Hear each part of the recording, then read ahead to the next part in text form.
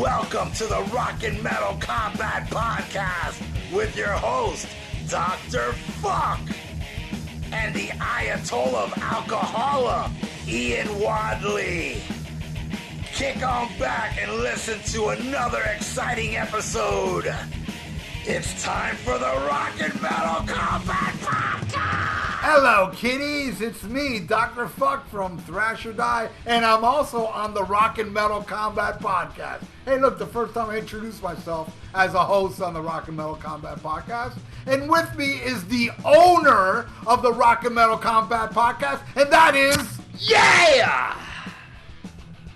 Fucking Ian fucking motherfucking Wadley. And when I say motherfucking, I mean it! Because he fucks my mom. Sure. So this week, we are not going to review an album. No, we're not going to review 2 albums. What? We're going to review 2.5 albums. Woo! That's right. We're going to go through the Fraley's Comet discography. The whole canon? That's right. And there ain't no time for news. So we're just going to dive right into No it. time for news, no time for news. Oh, yeah. No wonder you're in a Beaver Brown Band tribute band. Do you know the song No Time to Lose by the Tony Spencer Band? Yeah, I think Yeah. so. I think it's like one of those classic rock Yeah, songs. look it up. It's like one of those Vietnam songs. No right? time for news? Never mind. Whatever. Okay, so no time for news, but we got time for Fraley's Comet. So we're gonna go headlong into it. We just finished doing it. To be honest, come on, let's not bullshit the audience, okay? This is how it is. We do a review and then we come back and do news a little later. But looking at the clock, how much we spent time on this review, there's just no way I can edit it down where we can do a half-hour news segment. So I figured this will be one of those episodes that if you're listening to this now, it's a real busy week for me and Ian where we can't do news. So this is one where we're gonna put into that box of, you know, in case of emergency, break glass. So let's go into what we already talked about just a few hours ago. This is our review of Fraley's Comet. Whatever, Curly. Did I say comment? Maybe. It's Fraley's Comet. Here we go. All right, now it's time that we review Fraley's Comet. I always say Fraley. Yeah, what's wrong with you? I don't know. My favorite member, and I can't pronounce his name correctly. It's really Fraley, but as you listen to this program, I will say Fraley many more times than Fraley. It's just the way it is. And we're gonna review Fraley's Comet. That means 2.5 albums. Yeah. This week we're gonna do the debut, the mini EP, and the second album, second sighting. Before we get into it, I'll say my little history. Yeah, boy, back in the day, years went by much longer than they do now. And the last time we heard from Ace Fraley, I got was 1981's The Elder, because you know he didn't play on Creatures. So from The Elder all the way to the first Fraley's Comet was 6 years, right? Yeah. 81 to 87. Yeah. 6 years is an eternity. Even in today's age, 6 years between albums is kind of bad. Let me ask you something real quick. At the time of Creatures of the Night, when did you find out that it wasn't Ace Frehley on that? Did you know right away? Oh, no. It wasn't on the album? Yeah. No. I didn't find out till... I really can't tell you when, but it was many years later. Many years. But how did I find out? You want to know how I found out Ace Frehley was no longer in Kiss?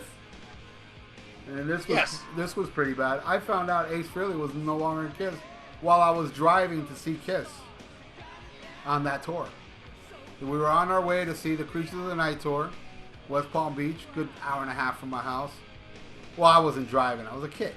But, you know, on the radio, they said, well, Ace Frehley was in a car accident, so he won't be playing tonight.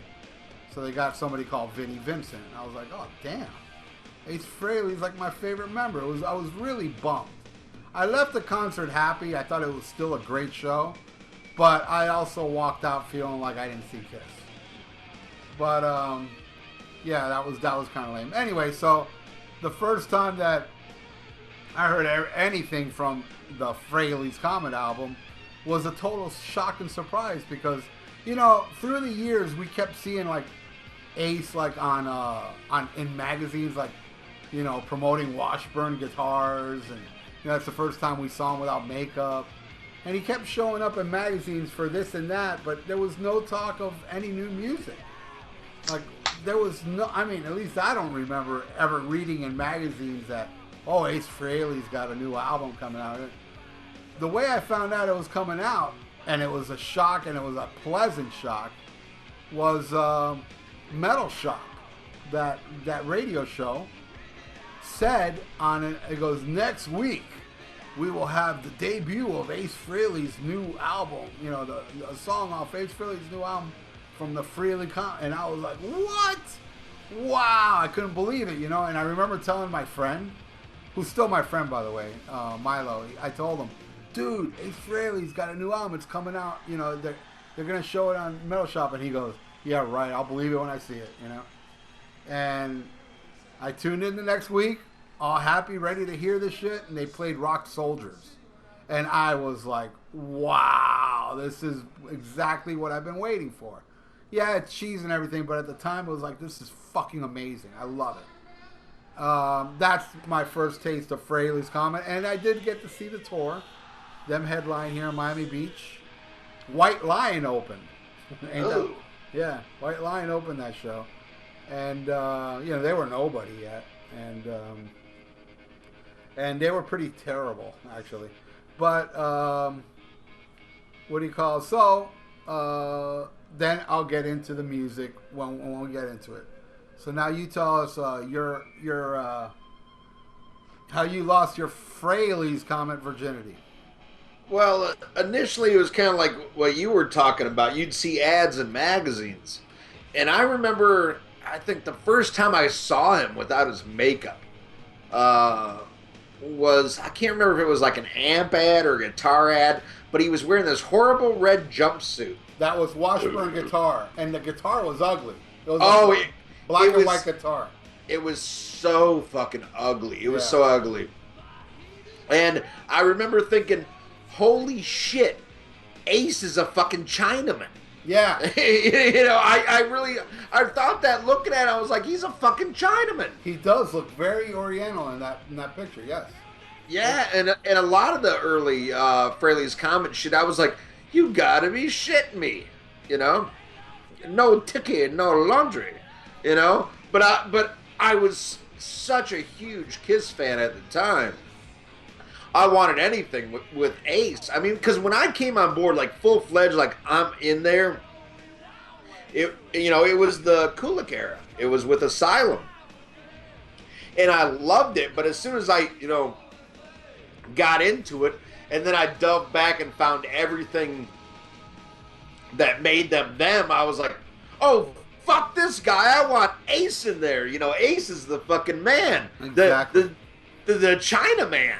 You know? You know, I mean, I actually, when I saw it, I thought, I go, fuck, Ace is not black? I thought he was black this whole time. But then I realized I was looking at the wrong Ace on Kiss Mr. Phantom. There you go. But, yeah, so I saw those ads, and that kind of threw me for a loop. But, you know, I remember seeing, I don't know if it was a world premiere or just the first time I saw it was Into the Night video. Yes. And man, I fucking loved it. You know, I mean, it is very much, and I consider these albums very much of the time. It's unfortunate that he took that long to put something out, because it came out at the height of the cock rock. So there was a lot of, you know, cock rocking over keyboard and, you know, pop metal kind of shit in the music. But still, at that time, I mean, Peter Criss could have put out a solo album and I would have said it sounded good. I really didn't like grow up and see shit as it was till Psycho Circus. When that shit came out, I was like, okay, now I'm not going to drink all of the Kool-Aid. I'm not going to say everything they do is good. But back then, I mean, I even liked the Elder back then. I would make any excuse. Oh, it's good. It's just different. You know, I would not admit Kiss or any member could do anything wrong because they were my life. You know I'm going to hold this against you. You know that. Yeah. Oh, yeah. No. And I'll admit it. I'll be honest with it. All right, go on. But yeah, so I was so excited for this to come out, and I bought this as soon as I fucking could. I bought every Ace Frehley album as soon as it came out. You know, I mean, it's fucking Ace Frehley. You know, the sound of Kiss. I mean, as much as I love, you know, some post-Ace albums, to me it never truly sounds like Kiss without his guitar. And it's just amazing. And I don't think by any means is he a virtuoso, but he has a distinct sound. And I love that sound. In many cases, Ace Frehley is, in my opinion, better than virtuosos. I'd rather have an Ace Frehley guitar than Yngwie Malmsteen. Any day. Like Gene says, it's an angry bee. You just want to shoot it. Better than Mark St. John. Look, I think Ace Frehley is the greatest guitar player ever to be in Kiss. And what I mean by that is the greatest guitar player that knew how to structure songs. You know, Bruce Kulick was great, but he wasn't really... I can't remember a Bruce Kulick solo. You know what I mean? Where Ace Frehley, you can hum his solos. His solos are songs within songs. Bruce Kulick is more, all right, Paul, do you like it or not? Where Ace is like, hey, Curly, like it or not, this is how it's going to go. Well, I mean, there's only been one guitar player for Kiss, and that is Ace. Yeah. Anybody who's come after Ace is asked to play whatever's current, and then when we play the old shit, try to be Ace. Right. You know, he is the only guitar player that has his own sound. And you know, as much as I love Vinnie Vincent, you know, but Vinnie Vincent was very much being the sound of the time. Yeah, you know, you can't differentiate Vinnie Vincent to any other shredder. Right. You know? But and the same thing with Bruce Kulick. Even though Bruce Kulick was not a shredder, his guitar playing is not. It doesn't have its identity. You know what I mean? Right. Like I don't know if I honestly know what Bruce Kulick sounds like. Yeah. You know what I mean? It's like, and I need to check out his solo shit a little bit more. But it's like, does he have his own sound? Is there something, you know, without being told what to play and to say, hey, Bon Jovi's hip now sound like Bon Jovi, or Eddie Van Halen's hip sound like Eddie Van Halen. I would love to hear any of those guys without them trying to imitate somebody. Ace never imitated anybody. All right. He was just Ace. And that's why he is classic. And, you know, it's like, while technically there may be a million guitar players more proficient than him, he has his own sound that, you know, when you hear it, you know it. Even though I have been fooled, you know, like I used to think my favorite fucking Ace solo was fucking Larger Than Life, and then I found out it's Bob Kulick. But then again, that's Bob Kulick being told to play like Ace, you know? The first track, like I said earlier, I mean, the first thing I heard, Rock Soldiers. Yeah, I've heard a lot of people online say, man, it's so cheesy, you know. 2, 3, 4, rock 2, 3, 4. Well, fuck you. I rock, okay? Therefore, I can identify. And, you know, it's autobiographical about Ace with his car crashes and drunk drivings back in the day. With the classic line, if the devil wants to play his card game now, he's going to have to play without an ace in his deck.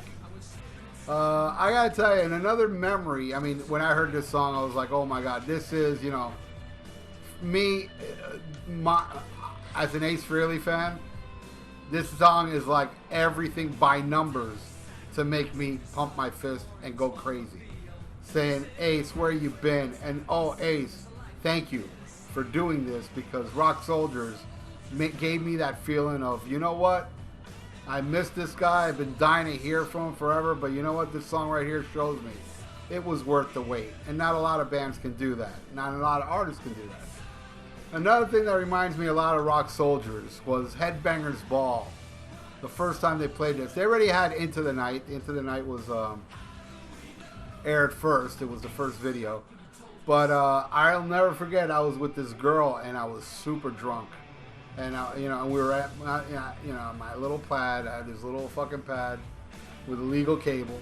And I'm really drunk watching Headbangers Ball. And they said, oh, tonight we're going to have a premiere from Ace Fraley. And I was like, oh, cool. I didn't know it was going to be Rock Soldiers, but I was like, fucking, hey, as long as it ain't that one song, I'll be happy, because I love this album.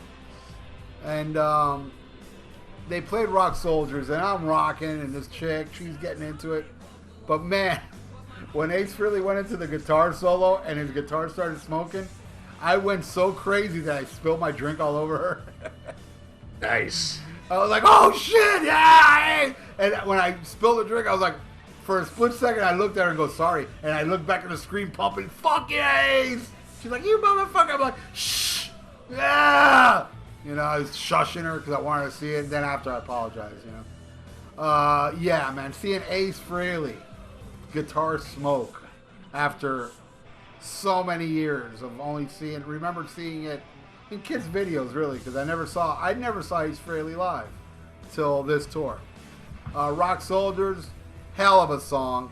Yes, it gets blamed for being cheesy, but then again, people that look at it cheesy, you ain't worth my fart. Yeah, you know what I mean by that, Ian.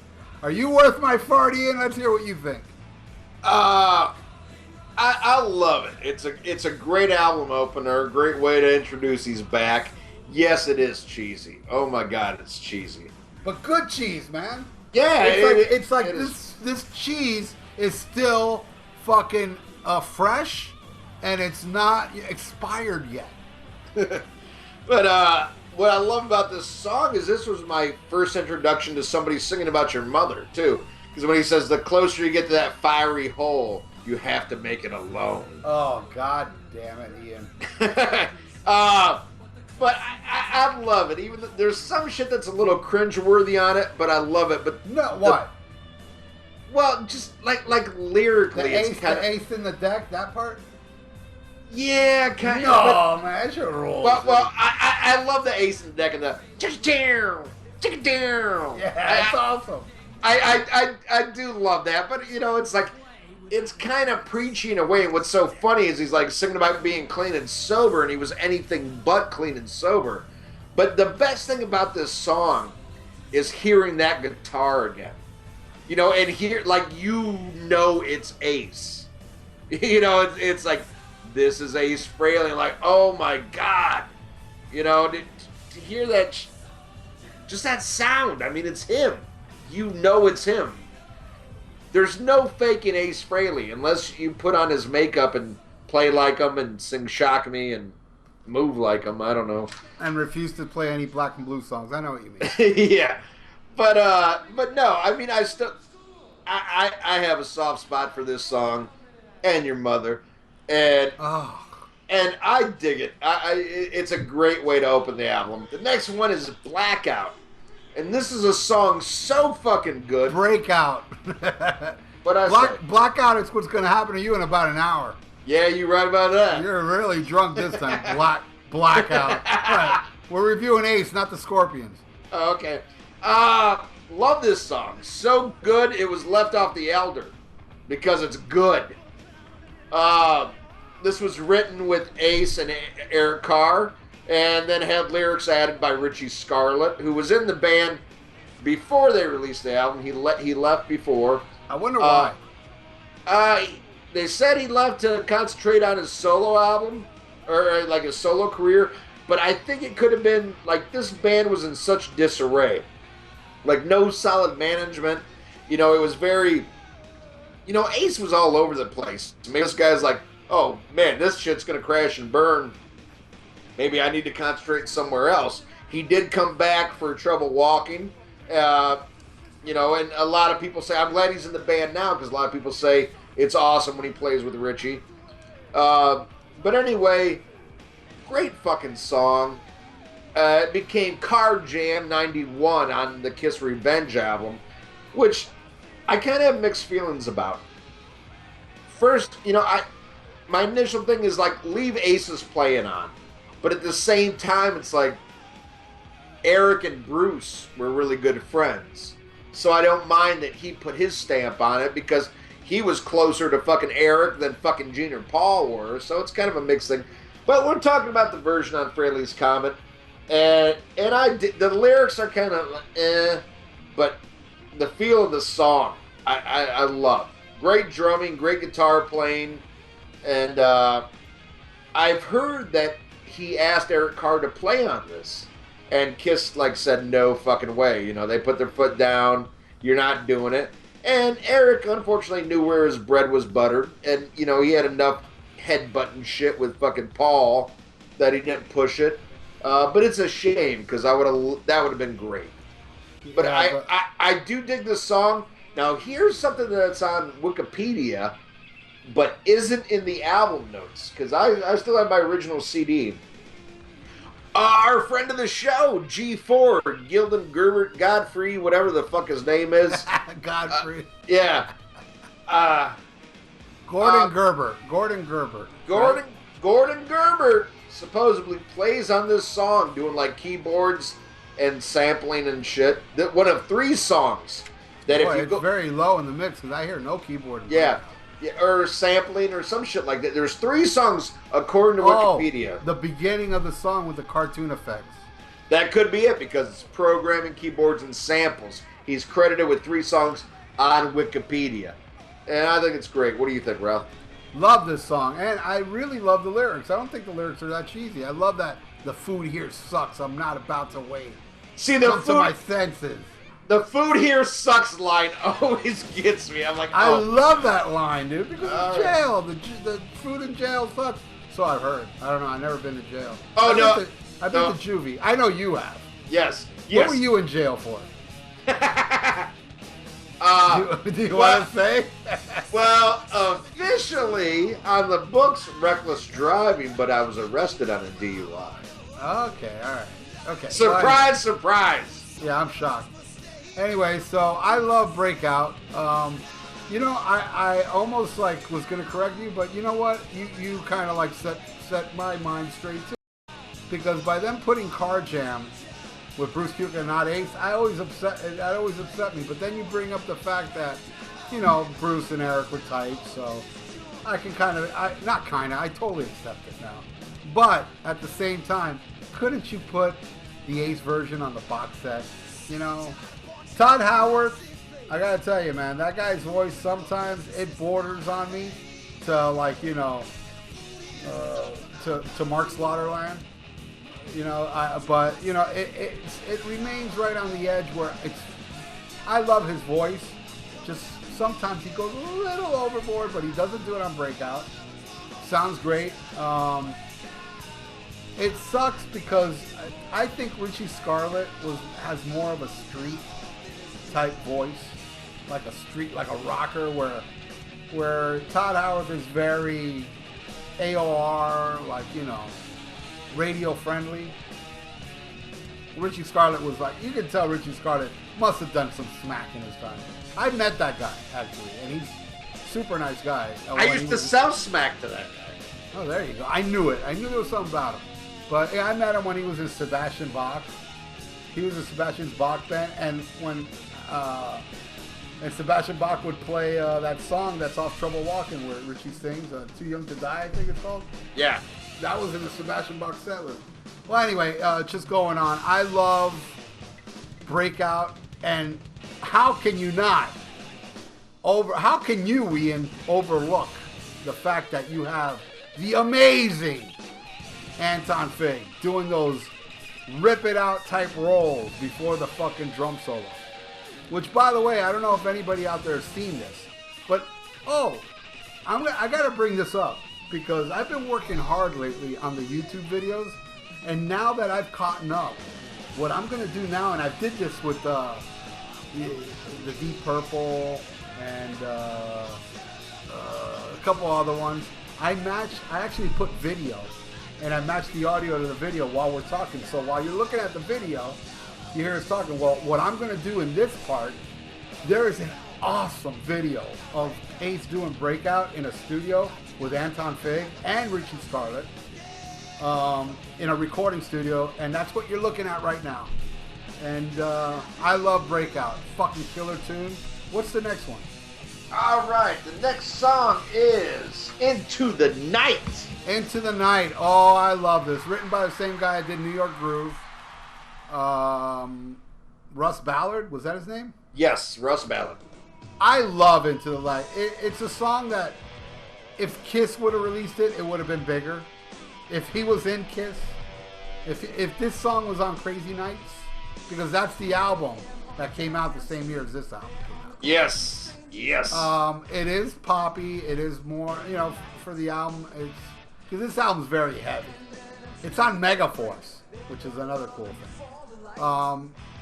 But Megaforce didn't have the dollars and the push that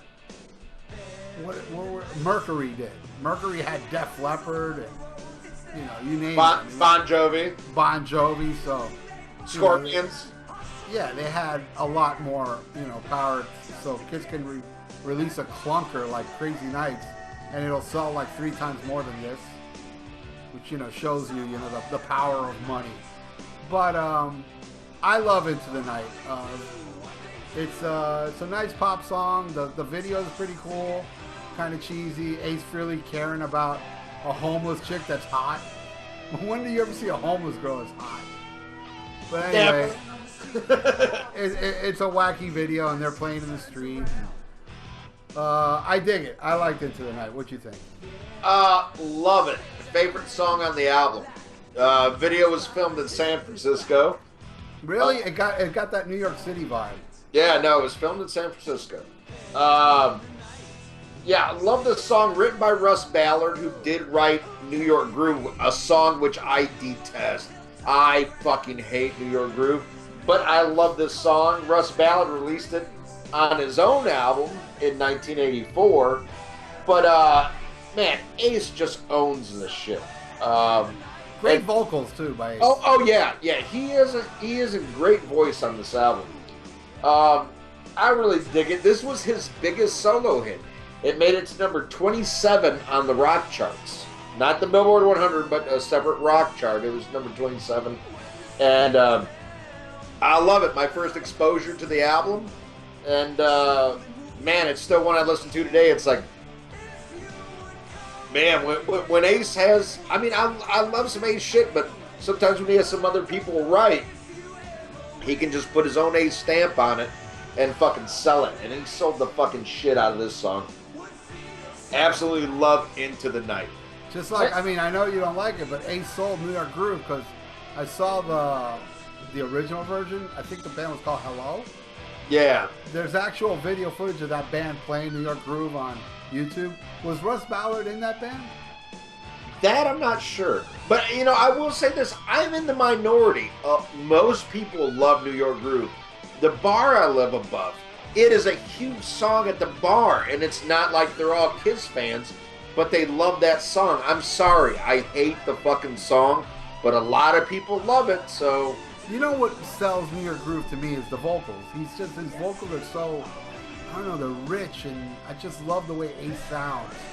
That mellow talk he does, and then he starts screaming, "Here I am in the city with a fistful of dollars, and baby, you better believe." I love that shit, dude. But we're not talking about that. We're talking about Frehleys comments. So let's go into the next song, which is a Todd Howard song, and that's Something Moved. And this is all Todd. He wrote the music and the lyrics. And I love it. It was another single from the album, made it to number 64 on the rock charts, not on the Billboard 100, but on the rock charts. I really dig this song.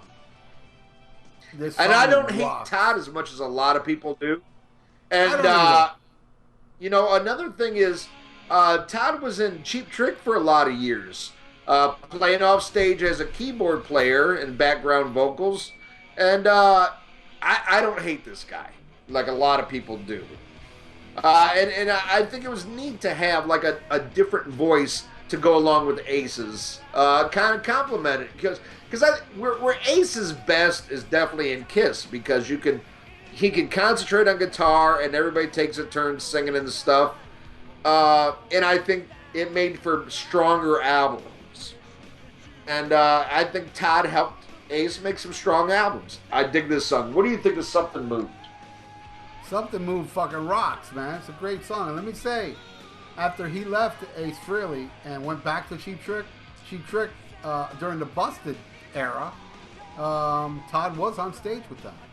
Oh, he was? Yeah, they let him on stage during the whole show. He was up there during the Busted era. I saw the Busted tour twice. And both times Todd was on. And they even introduced him during the show. Horrible album, by the way. Horrible album. No, I liked Busted. Busted, yeah, there were moments on that's like, oh, man, you can tell it's fucking label pressure. But, man, yeah, we should review that one. Oh. You Drive, I Steer, Rock and Roll Tonight. There's some good songs on there. Walk Away is my favorite. Co-written by Chrissy Hines of the Pretenders. Yeah, I'm going to walk away from that episode. Ugh. All right, yeah. Well, okay. Yeah, this is a kick-ass song. I wish they would release that live video. A live plus 4 or whatever it was? Yeah, whatever, man. They need to release that full concert where they edited heavily, but at least they did add Something Moved. Something Moved made the cut, I guess, because it's something I didn't know until now you said it. It was a single. I had no idea. Yes, it was.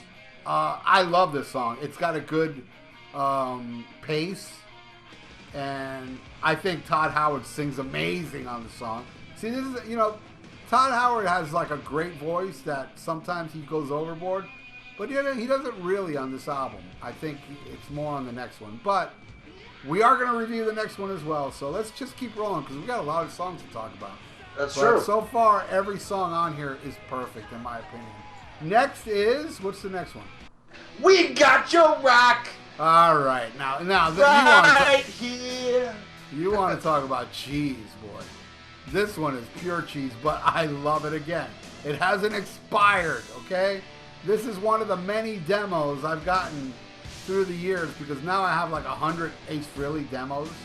And this was one, I think the first one out of everything we heard so far that made it on the album. There's a couple more, but We Got Your Rock, it's awesome. It's total New York. Like, yo, I got your rock right here. It's that Italian lingo type thing, You want that? Yeah, I got that right here. We Got Your Rock rules. It rocks. It's total Ace. It was not on the set list when I saw this tour. I saw him headline, and he played a lot off this album, but this one and 2 other ones didn't make, 3 other ones didn't make the set list, which is unfortunate because I think We Got Your Rock rocked. It's awesome. Cheese, but I love cheese, man. This is like good mozzarella. I got your cheese right here. What do you think? Yeah, I love how you say you love cheese, but you bitch about cock rock. Well, this is total cheese. Yeah, this is total cock rock. I will say this about this. I ain't got a lot to say. It's all right. It's not great, and it's fucking filler, dude. That's what it is. That's why I wasn't played fucking live.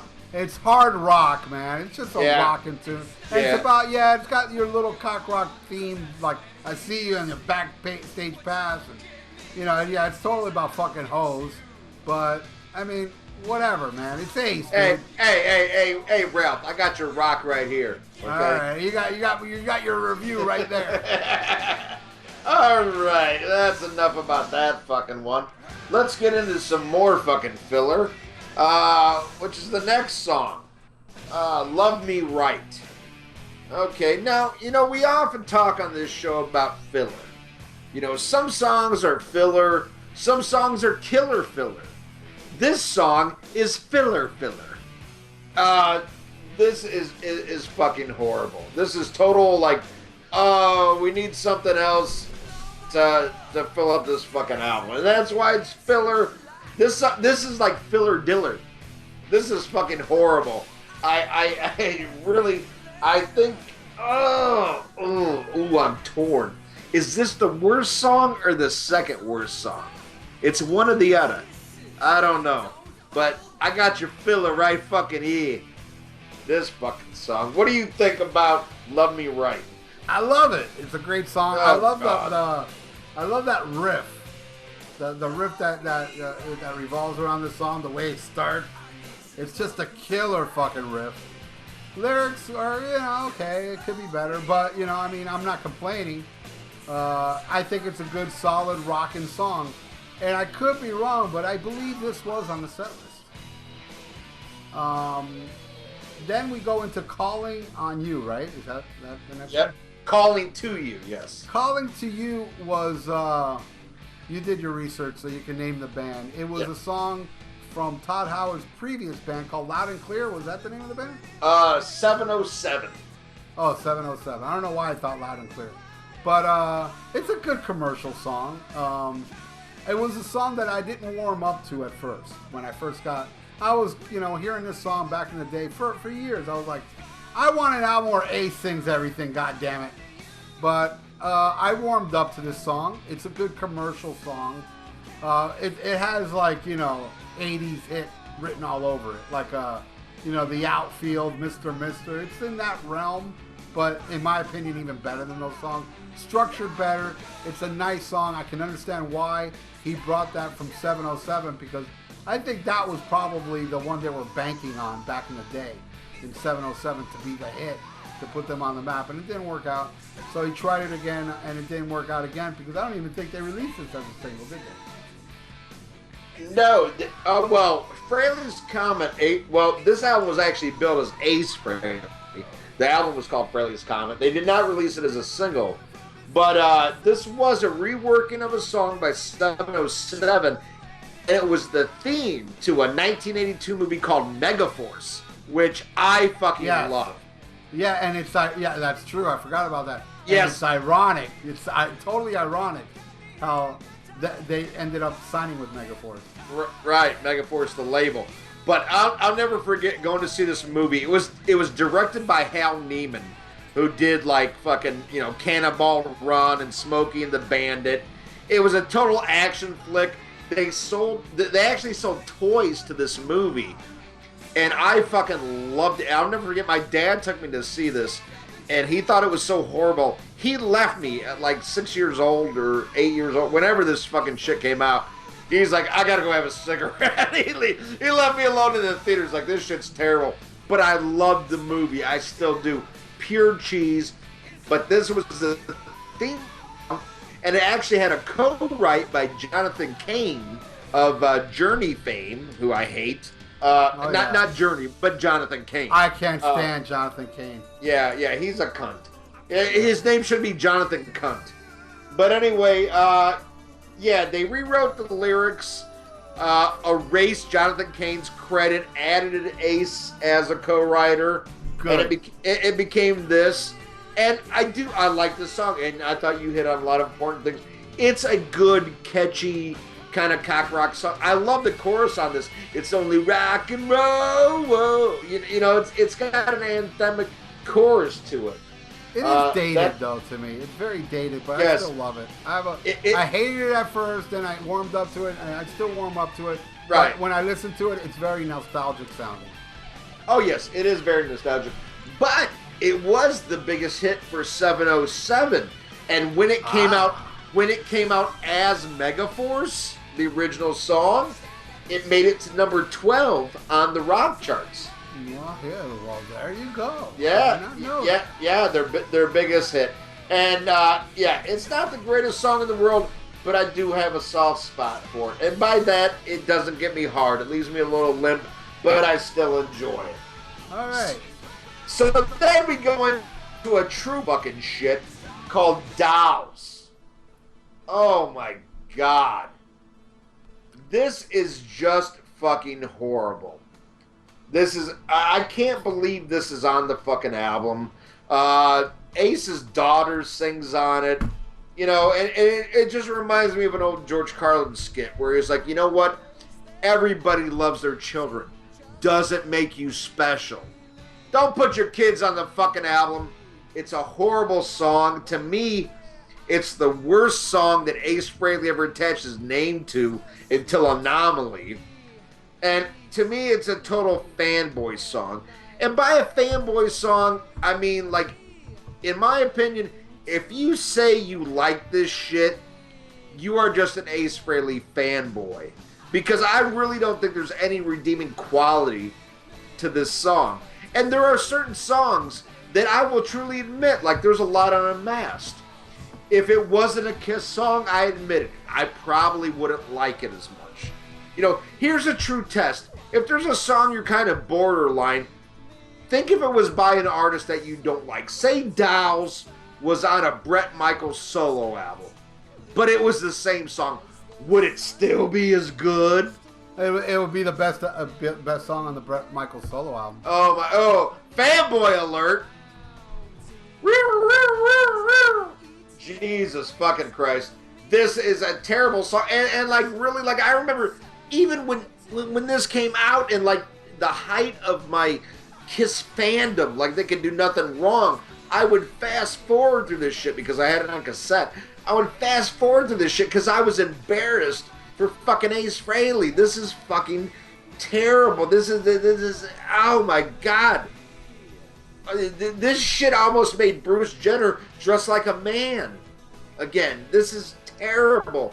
Terrible song. But apparently Ralph has a different perspective on this, so let's hear his opinion. Well, I am a proud Ace Frehley fanboy, that's for sure. I mean, there ain't going nowhere around this, but unlike other fanboys, I admit when a clunker's a clunker, and this is by far the worst thing Ace Frehley's ever done. I totally agree with you.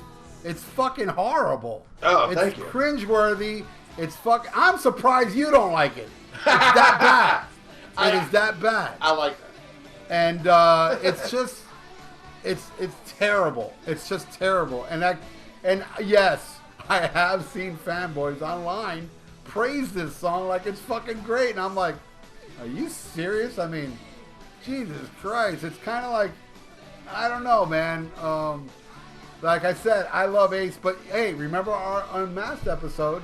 I didn't like those Ace Frehley songs. I liked Talk to Me somewhat, but I didn't like Two Sides of the Coin.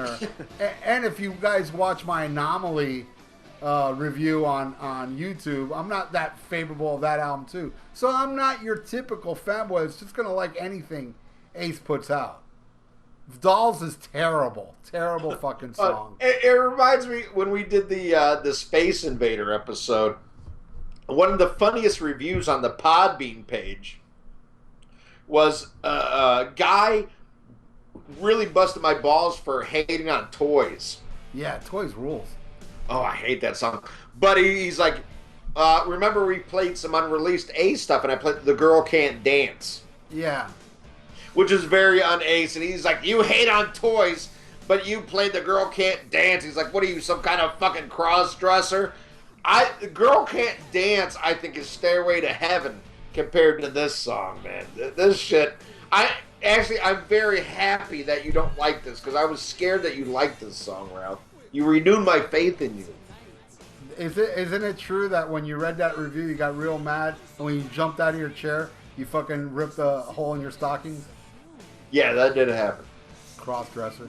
Now we go into this really killer, and I'm sure there's no way. I predict, Ian, you'll lie if you say that you like this next one. Okay. Because this next one encompasses everything that Ian hates: hard rock, killer, kick-ass song, heavy as fuck, amazing guitar solo.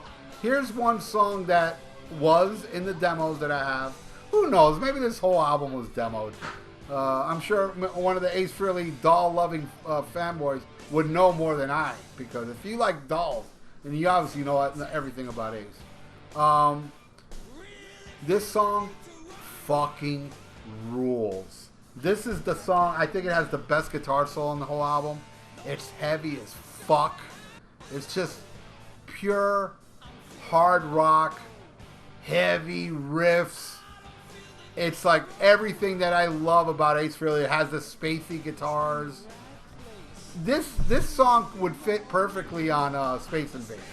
it has that vibe. You know, Space Invader is a very guitar-oriented album. This song would fit perfect on it. Stranger in a Strange Land fucking rocks. Probably my third favorite track off the album. My favorite being Breakout and the Rock Soldiers. All right, so what do you think of Stranger in a Strange Land? All right, well, I didn't hear half your diatribe because I had to take a hot steaming piss.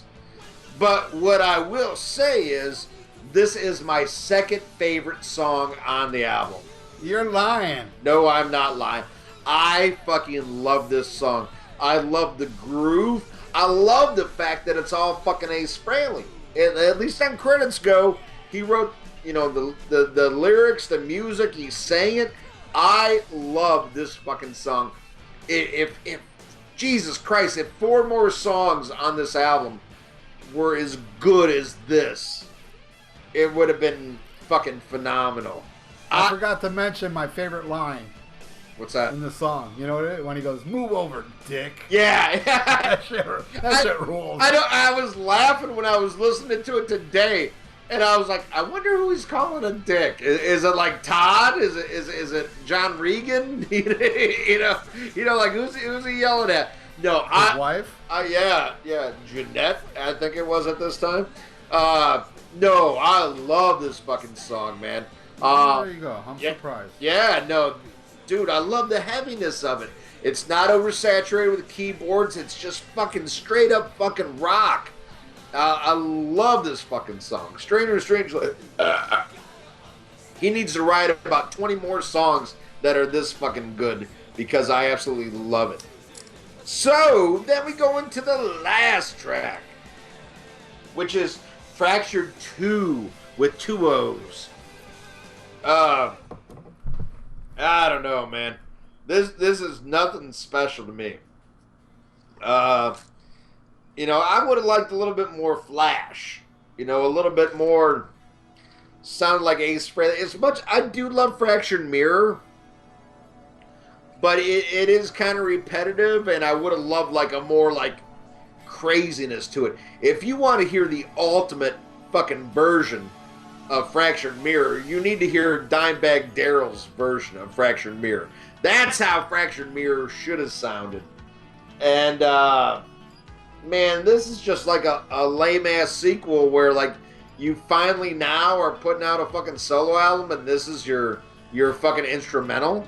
This is you showing your guitar prowess, if you will. Very disappointed. Very disappointed. Does nothing for me and leaves the album on a very limp fucking wrist. Very sad. Ugh. All right, Ralph. What do you think of Fractured 2? I dug it. It's not as good as Fractured Mirror, but, you know, it still has that tradition. Great instrumental. I like Ace Frehley instrumentals on his albums. I really do. And with the exception of that one, which I admit, what is it? Starship from the last album, or Spaceship, whatever it's called. Yeah. That one was like my least favorite of all of them, even though it does have, like when the solo kicks in, I like it. But this one's good. It's, you know, it's decent. It's not like, you know, earth-shattering or really, really memorable. I mean, there's times where I listen to this album and after Stranger in Strange Land, I'm done.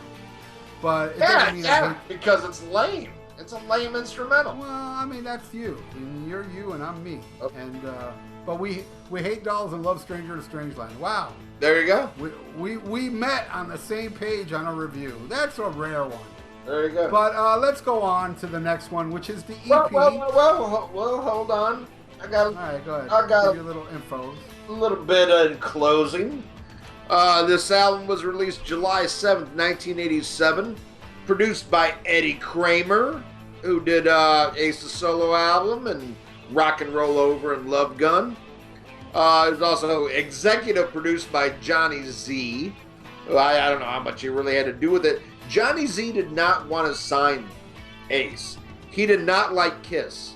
But at the time, Eddie Trunk was working for the label and really, really pushed this because he was a huge fucking Kiss nut swinger. And that's what got him signed on the label. It made it to number 43 on the Billboard 100, which was his highest charting until Space Invader. And, you know, a lot of people might be like, well, why did it take so long, you know, for this album to come out? You know, you'd left Kiss fucking years ago. Well, here's my theory on that. Ace is very fucking lazy. I love Ace, but he's very lazy.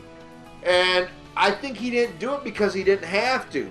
Because here's the thing, when he left Kiss, he still got 1/4 of everything they did until 1985. And 1984, 1985 is when he actually started Frehleys Comet. So he got 1/4 of everything on Creatures, everything on Lick It Up. We're talking album sales and tour. And Animalize as well, which were successful for the band. Those were platinum albums, sans Creatures of the Night. So he was getting paid to fucking do nothing. So I think he was probably just sitting around getting drunk and taking a break and doing nothing. But then I think no. Ace Frehley was doing a lot of demos and played a lot of club shows before that first album. Yes, but this album came out in 87. He really didn't start doing Frehleys Comet shows till around 85, which is when that stopped. Yeah. So I think he was just sitting at home collecting a check saying, fuck it. And, I mean, that's my biggest bitch with Ace is, like, so many years pass between projects. It's like, I want a new Ace album every fucking year. And if you look at the timeline between the first Frehleys Comet album, man, that came out in 87. He put out 2 albums in 88. Trouble Walking came out in 89. It was like, yeah, all of a sudden there was all this Ace. But it wasn't until that Kiss money stopped coming in that he got off his ass and did something. I dig the album. I don't think it's incredible, but I dig it. I just love hearing that guitar sound again that I love so much. So it's not the best album, but I still dig it. It's nowhere near the 78 solo album. But there we go. We're done with that. And then we're talking about the next album that came out very shortly after, and that is Live Plus One. Ralph, you want to talk about this, or you want me to take it? Well, I think since we have another album to talk about, we shouldn't really dwell on the live tracks. It's just okay. Ace really does Cold Gin, Rip It Out, Something Moved, and what else? The Rocket Ride, I think. Yeah, it was. It's an EP. Rip It Out, Breakout, Something Moved, and Rocket Ride. With an incredible drum solo from Anton Fig, I want to add that. Yes. But for an EP, man, a drum solo, it's kind of, I don't know, even though it's the amazing Anton Fig, I think drum solos always should be on double albums, you know, but whatever. I mean, you could have fit another song on there. But then there's the one studio track, which was also one of the demos that I have, called Words Are Not Enough. Total 80s, total of the moment, dated, but I fucking love this song. This song should have had a video. This song should have been, I don't know, it probably was a single, but it didn't do much. This song is just killer. Killer vocals from Ace. I love that it has that Miami Vice feel to it. Total of the time, but you know, and it's rare. I guess this is where the Ace Frehley fanboy comes in. Because if anybody else was to release a song like this, I wouldn't care. Well, maybe. I don't know. I just love this song. I think this song rocked. It's killer, and it didn't go anywhere. But it's a great fucking song. What'd you think of, that song? Well, first of all, I want to mention that this EP was recorded at the greatest club in the entire world. That is the Aragon Ballroom in Chicago, Illinois. The greatest fucking club. The live tracks are decent, man, and a lot of the stuff, to hear it live, sounds so much better than the album. Especially like Something Moved. Sounds so much more powerful without the keyboards and the production. It's got way more fucking balls. The drum solo on Breakout is awesome. probably the heaviest I've ever heard Anton Fig sound, because it's way heavier than anything he played on, the Frehleys Comet album or Dynasty or Unmasked. As far as words aren't enough, yeah, I agree, dude. An amazing song that is killed by the keyboards. I remember liking it a lot more. I listened to it today, and I still enjoy the song. It's got great structure, got a great flow, but the keyboards really, without that, it could have been timeless. But with the keyboards, very much dates it. This was released on February 2nd, 1988, and then it had the little ad. I still have my original. I'm holding up here my original CD. It had where you could join in to become a rock soldier, and that is where I set my $5 and totally got fun. Go back and listen to the Gordon fucking Gilbert great fucking episode, and you will hear all about my $5, which Gordon did refund, and he sent us both a free book, and mine came with a crisp $5 bill, so he rewarded my money. But anyway, nice but a little unnecessary. I would have loved a full live album. Because let me add in that some more tracks from this EP, the live, did show up on I believe it was either 12 Picks or there was another compilation John Reagan put out. Yeah, Ace of the Deck or some shit like that. Or... Yeah, I mean there was a couple things that John Reagan released through Megaforce.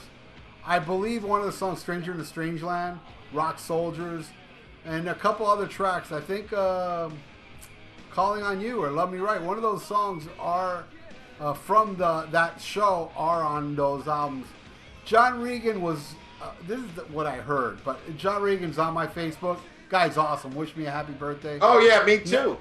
He doesn't have a bad thing to say about Ace, but because he's a fucking straight up gentleman. He's not like your fucking Bob Daisley type guy, because John Regan is owed a lot of money from Ace. There's a lot of money that he, because Ace went bankrupt and John Regan lost a lot, so that's a lot to do with those Megaforce releases, like 12 Picks and that other one that features some live tracks and a compilation of some of the studio stuff and an unreleased song here and there. For John Regan to make some kind of money back, because I don't think Ace really got a penny on any of that.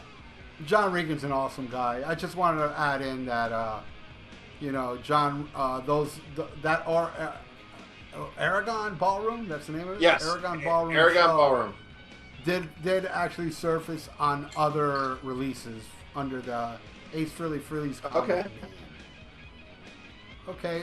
You want to give any back thing on the EP and then go into Second Sighting? Well, I would like to say that I am friends with John Regan online. He is an incredible guy, real nice. I've talked to him, and I would love to get him on the show and to talk about that era. And also, he's played with Peter Frampton. He's played with David Lee Roth. He's played with a lot of people. And the Rolling Stones. No, not the Rolling Stones. He played bass on the song that had Mick Jagger and David Bowie doing Dancing in the Street. Well, no, wait. He was also in Mick Jagger's solo band, wasn't he? No, he also played on some songs on Dirty Work that came out on Dirty Work. All right, he did play with I would love to get him on the show and just talk about, not only Ace, but his whole history in music. And I'm going to look into that because he is a real stand-up guy. Yeah, he seems like such a great guy. So I'll tell you what, I'm going to tag, when this episode comes out, I'm going to tag it to his Facebook page. And I hope he comes on because he is a cool dude. But there you go. That's Live Plus One. And we're going to go into the final album that was credited to Fraley's Comet, and the last album to feature Todd Haworth, or what? I'm sorry if I'm mispronouncing it. But this one has a lineup change because Anton Fig is not on this, but Jamie Oldraker, who played with Eric Clapton, and he played with Bob Seger for a while. And I gotta admit, I dig his drumming. I think he stuck out like a sore thumb because he had a mullet in 1988. Yeah, have you ever heard him talk? No.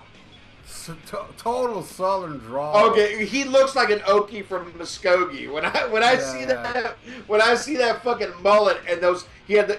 If you look at the lighter notes, he's got like the Macho Man sunglasses on. Oh yeah. Yeah. And then he's got a mullet from fucking hell. I have a feeling somebody forced him to wear those glasses. Oh man. Before we get into the album, I want to bring up one little interesting fact on this album. The inner sleeve has a picture of a foot like this and a foot like that. Yes. Those feet are actually Eddie Trunk, because Eddie Trunk can actually twist his foot around and put his foot next to his other foot, both in different directions, which I can do as well. I can do that as well. I'm double jointed. Look like I mean, you can't see it, but Ian can see it. Yeah. Do it for me. Let me see it. Oh no. All right, hold on. All right. Tell me if you can see this. All right. I'm looking. All right, hold on. I'll edit this part out. All right. Wait.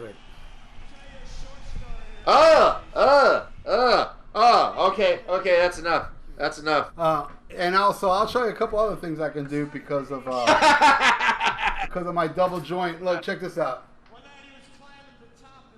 You make your toes like that, like separate them like that. Kinda. Nah, look at my pinky toe. Oh, look at mine. Well, see, I've got like foot fingers. Well, you're almost there, but I'm way out there. No. All right, here's another thing. Look. All right.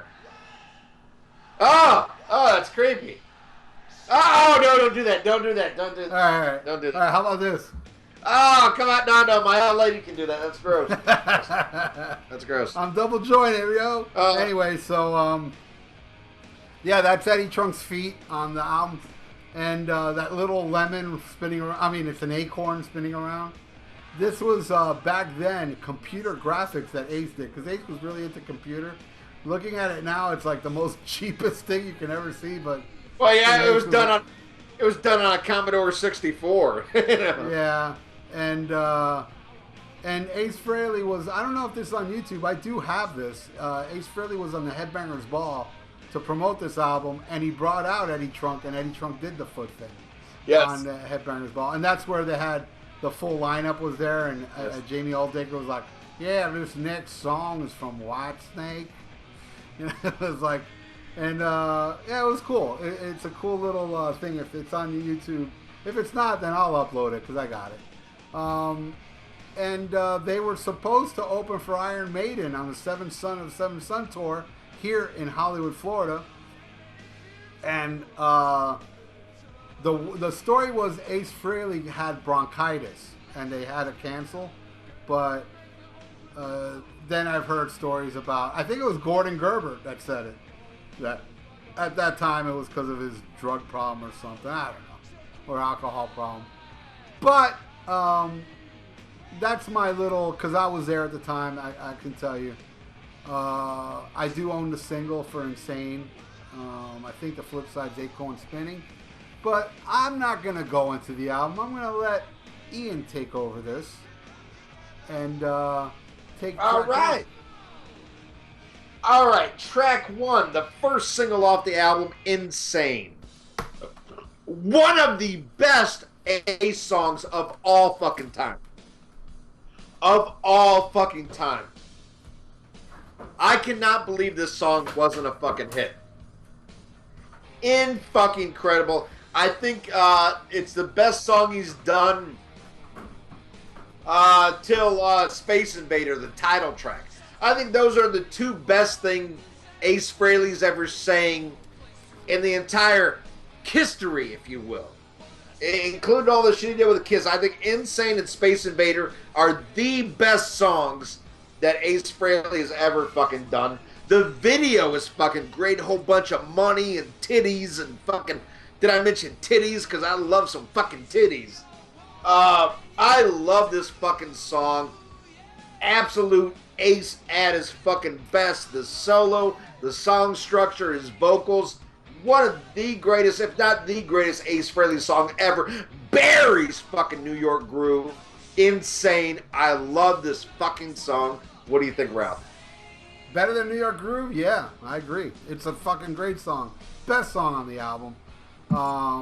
first video I saw, I was like, whoa. All right, Ace, man. You know, you're fucking still kicking ass on the next album, you know? That is till I went and bought it. But, you know, we'll get into that when we get into the other songs. Fuck yeah, I love this song. I love the video. Yes, those big-ass titties and Ace, like, looking down on some titties and... You know, I got money, I got fame. I got everything to play this game. So fucking killer. Great track. Like I said, best track on the album. But what's the next one? Time is Running Out? Is that the Yes. Yes. All right, this is actually the Todd Howard solo album, a lot of people say. Because he dominates this album. Because at the time, Ace really didn't give a fuck. Didn't put a lot into this album. I guess he blew his load on fucking Insane. Time is Running Out it's just way too commercial, way too AR. It does not belong on an Ace Frehley album. I'm sorry, but I don't like it. I'm not into this song. And oh, Ian, before you review it, I just want to say, fuck you, because I know what you're gonna say. Okay. I know you like this garbage. Go ahead. All right. Well, fuck you too. I love this garbage. Wow, how shocking. I love this song. Now, what I might agree with you on is maybe this doesn't belong on an Ace Frehley solo album, but maybe you think if this was on a Todd Howard, whatever, I cannot say this fucker's name. Howard. Yeah, I still can't say it. Who's also on my Facebook, a nice guy. I'd love to get him on. I'd love to get. Yeah, you know. By the way, I'm sure you probably know this, but they have a band. Has a band. John Reagan, 5 on 5 or 4 on 4. 4 by Fate. 4 by Fate. Yeah, 4 by Fate, and unfortunately, AJ Perro was their drummer. Yeah, well, he took sadly passed away. He took over for the. I think there was somebody else, then AJ joined, and then he died, so they have somebody else. Yeah. So I'm very curious. I don't think they have anything out yet. I'll have to go look into that. But I'm very curious to see how that pans out because they're both great musicians, man. So, you know, I wish them the best. And we got to get them on the show. I will check it out because I love this fucking song. And when he comes on here, I will polish his knob and tell him how much I love Time Ain't Running Out. I dig it, dude, man. It's total fucking cock rock. It's all Todd. He wrote the music. He wrote the lyrics. But I love this fucking song. I actually, spoiler alert, I like Second Sighting more than Fraley's Comet. And oh, damn, I forgot to say fuck you to that, too. Yeah, and I know I'm one of one people who says that. But I love it, dude. I love this fucking album, and I love that fucking song. I wanna also put a little plug in for Podcast because I remember hearing them review this album, and I don't know if it was Ken Mills or somebody said, man, this album, they worship this album. They wore it on. That's all they would listen to that year when they were in school, and they were just glowing over Second Sighting. Like it was like the back in black of their high school days, you know. Anyway, so I mean, shows you how old I am. Back in Black was around in my high school. No, actually, I was in junior high, but still, I'm old as fuck. Go ahead.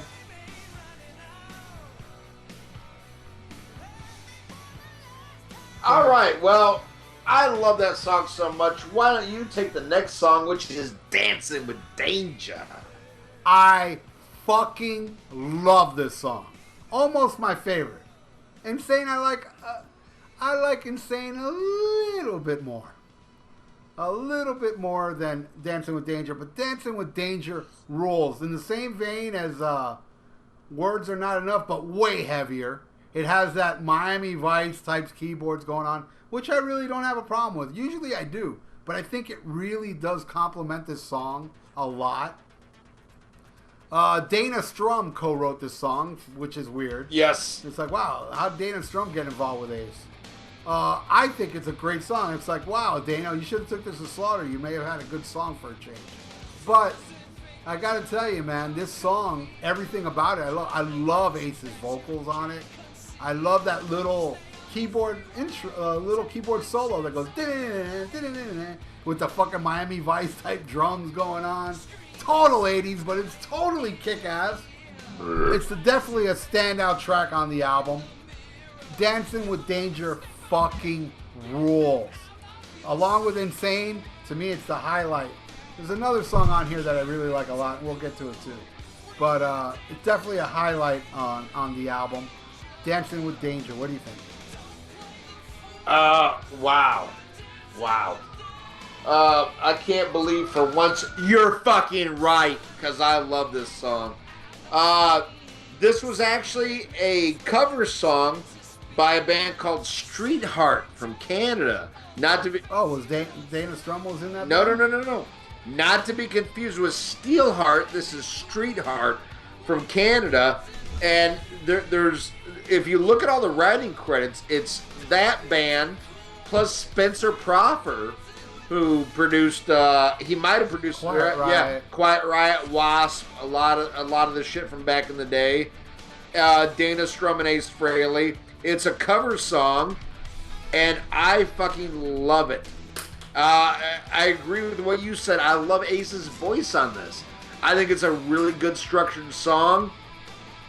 I really fucking dig it. And I'm surprised. I really thought you were going to hate this song, and I'm... Oh, no, I love it. It rocks hard. It's a good rocking song, very well structured, great vocals, great music. That riff, that dan dan dan dan. Yeah, dan, dan, dan. And It's awesome. It suits Ace perfectly. It really does. And another example of when Ace does some other people's material, man, he really shines, and he shines on this fucking song. So then we go into the next track, which, oh my god, dude, I fucking love. And that It's Over Now, the second single off the album. And this is another all Todd song. Love it. To me, it's a great 80s ballad. I love the piano on this song. I find it very haunting. I love it. It sounds very similar to Heading for a Heartbreak by Winger, which I think is one of the greatest ballads of all fucking time. But I love this song, and I love the outro. That is my favorite part of the song, is the outro. Ace's little solo. It kind of just... It's almost separate from the whole song, but it's like him doing a little like weirdness at the end. Even if you don't like the song, listen to it the whole way through, and listen to Ace's little tidbit at the end. I think is incredible. I absolutely love this song.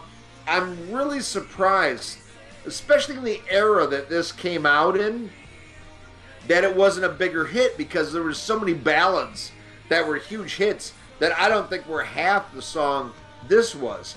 And it does sound very eerily, comparison to Heading for a Heartbreak, which was huge. And this one wasn't. It might have been because, Megaforce didn't have the money to push it as much as I think Winger were on Atlantic. But I absolutely love this song. Ralph, what do you think? Well, you also have to remember Winger had hits before Heading for a Heartbreak, so they already had that springboard to make it. They had 17 and Magdalene, which were decent hits, and they were more up tempo. 17 was huge. Yeah, I mean they were more up tempo numbers, but man, when fucking Heading for a Heartbreak came out, that's when Winger fucking, that's when they fucking, went to the next level. But I think this song is just as good. I really do. Well, I agree. It is just as good as Heading for a Heartbreak. I think Heading for a Heartbreak fucking sucks. And I hate this song. This song fucking... Dude, I remember when they put this video up on Headbangers Ball, which, another mistake, this song on a heavy metal channel. It was like, dude, seriously, you had to fucking pick this song, not Dancing with Danger, as the next... Because Dancing with Danger would have done a world of good. I don't think so. I don't think so. I think it would, as far as, like, cred. No, because this, this buried it. I love that song. I love that song, but I think as a single, I think it would have died just as bad as this one did. This one died pretty bad. And let me tell you, I mean, they made a video for it, and I was like, really? I was just watching this. Because, okay, one thing I forgot to mention was when I actually sat down and listened to this album, I was like in shock how horrible it was. And because I only liked 3 songs off it. Some songs had potential, but they just died because of certain parts of songs. But you know that when I saw they made a video for this song, I mean, to tell you the truth, I didn't know this song that well when I saw the video. Even though I heard the album 2-3 times, it was like I can do without all these Todd Howard songs. Unlike Fraley's Comet, I love Something Moved. I love Calling on You, Breakout. I loved his voice on those songs. This one, it's like, oh, look, Todd Howard has a girlfriend. All right. Well, look, you remember that. When we have Todd Howard on the show. I will say, hey, look, man, I ain't going to back down. Right. Send Todd Howard this episode. Like I said, I love Todd Howard on Fraley's Comet album. This is like, and the video concept, really, oh, look, they're having a lover's tiff. It was a sad, sad tour. It was so sad. You're sad for liking this. That's true. That's true. Did you cry when you saw this video, dude? No, I was a little misty-eyed, but I didn't cry. Yeah. Did you get all happy at the end when they made up? Yes. Yeah. A rock video with a lover's quarrel, and Ace Frehley pops up sitting on a couch during an interview, but they're really interviewing Todd Howard. Ace Frehley's just there smiling. He's the star. He's the star of the song. I don't know what's worse, the video or the boots that Ace Frehley's wearing. Either way, it's just fucking a horrible song, but it's what I hate about this album. Now, I understand this is totally Megaforce like rolling the dice saying this song has a potential to be huge, but it also has the potential to bury Ace Frehley. Well, so let's roll the dice. I'll tell you this. I think the reason that this wasn't as big as Heading for Heartbreak is because nobody in this band looks like Kip Winger. I think that's the only difference. You're right, because Heading for Heartbreak was a hit, and it's a terrible song. I think it's terrible. Really? You really think Heading for Heartbreak's terrible? Terrible. Really? Horrible. Really? I hate all that shit, dude. I hate 80s pop crap. I hate all that crap, man. To me, the 80s pop was really great up to like 83. Man. Then everything after that, like I like Turning Japanese, Walking in Your Sleep. They had some kind of emotional attachment to me. Where Heading for a Heartbreak is total schlock. I don't know. I like Heading for a Heartbreak better than fucking Home Sweet Home. I think it's the greatest 80s. Wow. Yeah. Well, there. See, that's as far as I go. Okay. I think Home Sweet Home is a great I love Home Sweet Home. I think and especially what I love about Headed for a Heartbreak is like after the song ends, there's like huge instrumental interlude that ends the song, and I think it's amazing. But we're not talking about Winger. We're talking about Fraley's Comet. So.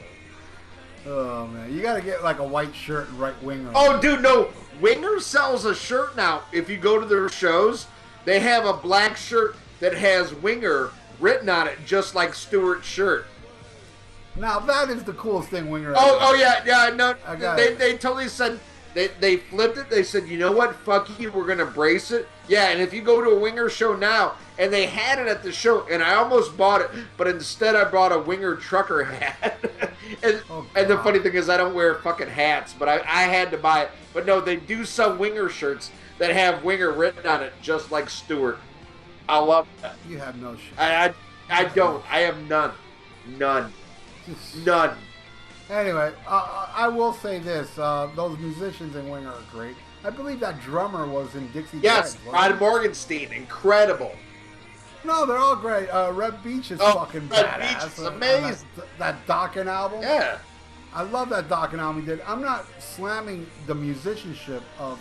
Look, I'll even tell you this. With the exception of Warrant and Cinderella, all those hair rock bands had amazing guitar players. Look, that guy from Enough's Enough, Derek, I forgot what his name was. Taylor or something? I forgot. That guy. No, Derek Fargo. Yeah. Fargo, yeah. He had a band called Le Mans that it's a really good... That guy's a shredder. Well, Nuno he was. Betancourt. Yeah, he was. Nuno Betancourt. Oh, I hate that cocksucker. Oh. Yeah, but he's a shredder. Oh, yeah. The guy's a good guitar player. Yeah, is his name Andy Timmons? Oh, from Danger? Yeah. Danger. Shredder. Oh, yeah. I hate Danger, but he is a good... Oh, me too. I don't like any of these bands I'm mentioning. I really don't. Except the two that didn't have... I mean, well, no, I hate Warren. But I love Uncle Tom's Cabin. I love the first Cinderella album, but those guys aren't shredders. But my point being is that there's a lot of talent in hair bands as far as musicianship. I admit that. It's just the songs really do nothing for me, and they were, at the time, catered for females and guys that were like females. And that's where you come in. What's the next song? Speaking of coming in, your mother, the next song is Loser in a Fight. Oh, boy. You take this one. I'll have something. All right. Loser in a Fight's a song where lyrics are shared by I should say lyrics, but vocals are shared by both Ace and Todd. I like it. It's not great, but it's good. I don't mind this song at all. I think it's solid. It's way better than fucking Dolls. I think it's better than what's another horrible song? Love Me Right. I think it's better than that. I think it's better than We Got Your Rock. Not a fantastic song, better than those. And that's one of the reasons I like this album more. What do you think of Loser in a Fight, Ralph? Well, here's where my fanboy comes in. Because this is a song that had so much potential to be a good song. So Todd Howard, and yeah, when he comes on the show, I will say it, ruins it with that vocals he does during the chorus. And also, I just don't feel like his vocals complement Ace's vocals, so therefore, both of them shouldn't be sharing a song. I think the song is structured well. It's rocking, it's hard rock, and it's a little dirty. But then, where this guy comes in during the bridge and his voice, man, this is where he passes my, where I like Todd Howard to stay. He went a little overboard to the, Mark Slaughter realm, where he gets a little too annoying. And I just feel like this song would have been much better without Todd Howard, because Todd Howard's vocals should not go along with Ace's, because they're both two totally different type of vocals that just, it sounds like, a head-on collision. I don't like it. So, what's the next one? All right. Well, the next song is Juvenile Delinquent. All right. Tell me what you think. Juvenile Delinquent. Filler. This song is filler, but enjoyable. I don't hate the song, but if I put on second side and I'm like, oh shit, I gotta hear Juvenile Delinquent. But I do kind of like lyrically, I think it's Ace. I don't know. I don't even know if he wrote the lyrics. But it kind of reminds me of what I've heard about Ace as a child. Ace was part of a gang and all this shit, and it's a filler track. I mean, there's no way to paint the fucking turd. It's a filler track, but it's not horrible. What do you think? Well, you see, as a fanboy, I am the Ace Frehley fanboy. I detest this song. I hate this song. I don't like this song at all. This is total Ace going through the motions. This is like, oh, don't let you cut the juvenile delinquent. I hate it. I hate this song. If I want to hear Ace sing like this, I put on the Hard Times. Now that's a good song. Oh, I love Hard Times. This is not. This is terrible. It's just, you can tell Ace just didn't care at this time, and they're like, come on, Ace, you got to sing more than 2 songs, and they force him to do this. And I just think it's terrible. It's horrible. And it's heartbreaking because this ain't Todd Howard. This is Ace Frehleys. The guy is swinging off his nuts, but this song is just bad. It's just bad, all the way around bad. What's after this? All right, well, why don't you take the next one? That is a Todd Howard's. God damn it, I cannot say his name. It's Todd Howard. Yes, it's Todd's song "Fallen Angel." All right, out of all Todd's songs on here, this one's the most tolerable. I actually kind of like this one. This one's not bad. I mean, I don't love it. It's not like when like when I said I love 3 songs off this album, this ain't one of them. But if I'm gonna judge this song with all the other Todd songs, I guess it's okay. And I could be wrong, but I think they made a video for this song. There is a video. Was this a single?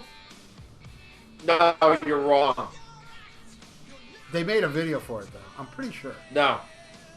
I was shocked, yeah. Might have been a fan-made video. Oh, okay. It was them singing it and everything. Kind of like, I'm telling you are wrong. I think. I think. Okay, I might be wrong, but I think, like, that video, that song you like. I can't even remember the title of it. It's over now. Yes. It was shot during the same time.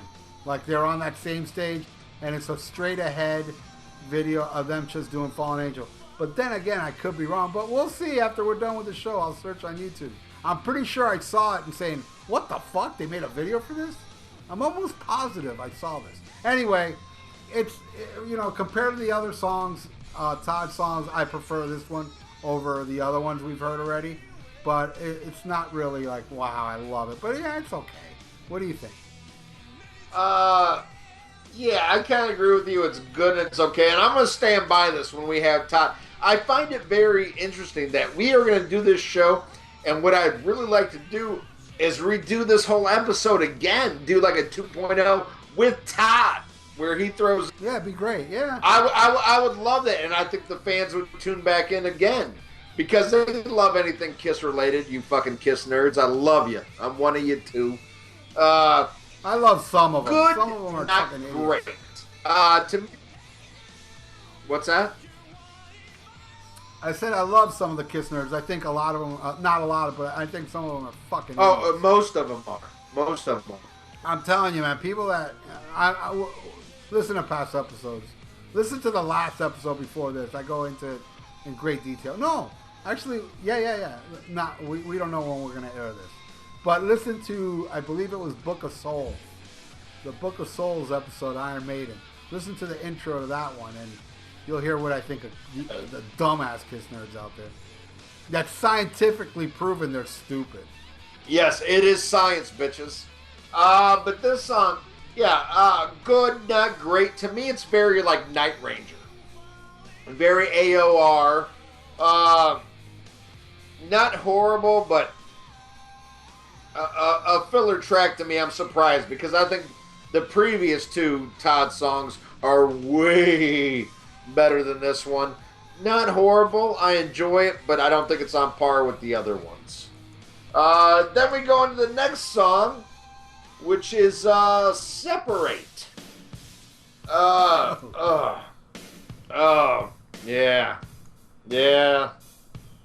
Yeah, I can't defend this one too much. He's done worse, but not till Anomaly. I'll tell you that much. But I don't have much in defense of this song. But there is worse Ace Frehley songs, and they're on Anomaly. Not a fan of Separate. What do you think? Horrible. Horrible, as bad as Juvenile, Delinquent. And here's a shocking thing. This song was played live during the Fraley's Comet. What? So this is going to be off for the next album. I could be wrong, but I believe it's on one of those CDs I talked about earlier. 12 Pictures. What? It was played, I believe, at the Hammersmith show, the same show that has, the Live Plus 4 home video. It was done at that show. Yes, this song was played live to promote the only song to be played live from Second Sighting on the Frehleys Comet tour. Wow. And it's really bad. It's so bad. And this, I believe, was in the demos too that I have. And it's like, really? You know, one thing that sometimes demos is short for should be demolished. Yeah, there you go. And there's some demos that are great that should have replaced this. He has a song called Audio Video that I really like a lot. There's several like really cool demos that Ace did back in And I still love Girl Can't Dance. I love that. Yeah, that one's alright. But anyway, so yeah, this is terrible. What's the next one? Alright, the next one. And I will defend myself when Todd comes on the show. New Kind of Lover. Filler. Oh. Filler, dude. It's filler. It's not good, even by Todd. What's his last name? Howard. Standards. Not great. Not a great song, and I'd be surprised if he had anything different to say. It's not horrible, but man, it reeks of filler. In my opinion. Not a huge fan of this song. It's like, if I put it on though, I'm gonna play the whole thing. I'm gonna be honest with you. But I would never go first to this. You know, luckily Insane's the first song, because that's what I'm gonna go first to. This is not one though. And I'm sure you probably hate this song more than me, so why don't you talk about New Kind of Lover? Well, no, I totally disagree with you. It is horrible. It's fucking, it's the worst. It's again, Todd Howard going into Mark Slaughterville with his vocals, getting it that. See, I like when Todd Howard like just reaches it and he's right at the border.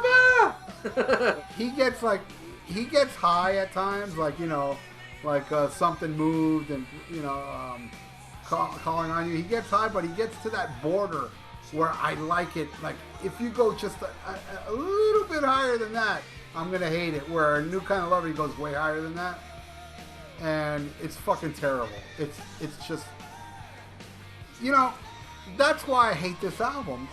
Not because of Todd Howard. Look, Todd Howard, they gave him a lot of rain on it, but this is an album that was unfocused. Ace didn't care, and it shows. And I can hear it in this whole album that there's the main member of the band is not caring. And it shows through the music, and here's a prime example of that. This is like a band gone amok without their leader, and it shows all over this song and all over the other ones, with the exception of, you know, the somewhat decent Fallen Angel. All right, so does that bring us to the end of the album? Well, we're the last song. Last song I made a video for. This is the other song I like. There's 3 songs I love on the album. This one I fucking love. I made a video for it. Look for it. Type in songs I love on the album. This one I fucking love. I made a video for it. Look for it. Type in Ace Frehley or Frehleys Comet. I forgot how Acorn is spinning. Instrumental, but it has like Ace Frehley on the phone, like, and they're betting on a boxer called the Acorn, and it's just, to me, it's hilarious. It's really funny, and then, you know, then when you hear like the boxing announcer, and when the Acorn gets knocked out, the fucking the Acorn is spinning. Ace goes into this smoking guitar solo.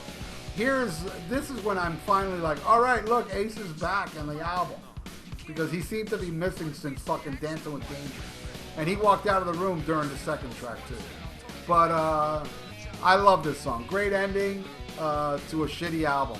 What do you think? Well, this is how I know you're an idiot, because you agree with me. I love this fucking track. To me, this is what I want out of Ace. There was far more jamming on this song, and more like guitar, like, I mean, soloing. It's just, this is way better than Fractured 2. I know it's a blasphemy, but I might enjoy this more than Fractured, the original. It definitely rocks way harder. Oh yeah, the way he fucking jams on this, I fucking love it. I mean, I really do. And the funny shit here in Ace's book, the kid's on the ropes. It's classic Ace. It's over. The Acorn's lost. That fucking New York accent. Yeah, that's the funny thing. It's like the Acorn. What the fuck are you talking about? But it's hilarious, and I love it. I love the guitar sound on this. It's really good. I gotta say, I probably enjoyed this more than any of Ace's solo. I mean, the instrumental things. I will give the ultimate nod. I'm gonna give to Dimebag Darrell's version of Fractured. I think blows everything away. But coming in number 2 is the Acorn Spinning. I love it. And that brings to close this album. It was released May 24th, 1988, just a few short months after Live Plus One. It made it to number 81 on the Billboard charts. And this album was produced by the entire band, plus, what's his name, Scott Mitsubishi, who also was a producer on Live Plus One. This was the last album to feature the Fraley's Comet name. In 1989, just a short year later, he would release Trouble Walking, which I love, but was credited to just Ace Frehley. Todd was gone, Richie Scarlett's back, Jamie Aldraker was gone, Anton Fig was back, but John Regan was still there, and I think that was a great album. But I remember, like, there was no, like, press. Like, I just walked into Chicago Records one day, and I saw, like, I didn't even know fucking Hot in the Shade was coming out. That is true. That I remember that too. Walking into a store and seeing Hot in the Shade, going, "What is this? Some kind of compilation?" Then I turned around, I was like, "This is a new Kiss album." You talk about like not promoted at all. And I gotta look at the release dates, but I want to say they were real close together. But they were. And another one around that time, even though it was a year later, another one I had no idea until I walked in was No Prayer for the Dying by Iron Maiden. Like, I had no idea there was a new one. I just walked in like, oh shit, gotta buy it. I could be wrong, but I believe Hot in the Shade and Trouble Walking both came out in the same month. I could be wrong, but I think it did.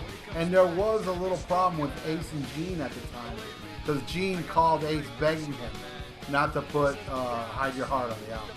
Right, and I'll tell you this, I think Paul sang it better, but the guitar solo by Ace is way better than what Bruce did. I don't like either version. Well, I love this song, so... but I will say Paul sang it better, but Ace played it better. But anyway, that's our opinion on Fraley's Comet. And I'm very excited in the future to do a 2.0 version of this with Todd what's his last name? Todd Howarth and John Regan. Yes, I would love to get either one of them or both to redo this, and I think that would be fun for us and for the fans, and I will stand by everything I said. And I know Ralph's got balls, so he's going to stand by what he said. Oh, no, I'm not backing down, man. I'll say it. I'll say it. I know. But, at the same time, I am going to let him know how much I love his work on Fraley's Comet. So it's not like I'm going to attack the guy. I'm just, be honest, man. Oh, no. And dude, I totally respect you, and I wouldn't expect anything less from you. But, so we done that. Let's go into Pick of the Week. And, Ralph, do you have Pick of the Week, or do you need me to do that? You know how it is. All right. Well, I'm going to do it. And my Pick of the Week is something way out of our realm. Not hard rock. It's not metal. But it's in my opinion, one of the greatest albums of all time. It's the 1973 classic by Mr. Stevie Wonder. And this album is called Inner Visions. And I absolutely love this album. I'm going to run through the tracks real quick. Too High, Visions, Living for the City, Golden Lady, Higher Ground, Jesus, Children of America, All in Love is Fair, Don't You Worry About a Thing, and he's Mr. Know-It-All. This, regardless of what you listen to, this is a great album that crosses all genres. If you love good music, good musicianship, good songwriting, I mean, you got to give it up to Stevie Wonder. I mean, I know it got cheesy in the 80s with, Part-Time Lover and shit like that.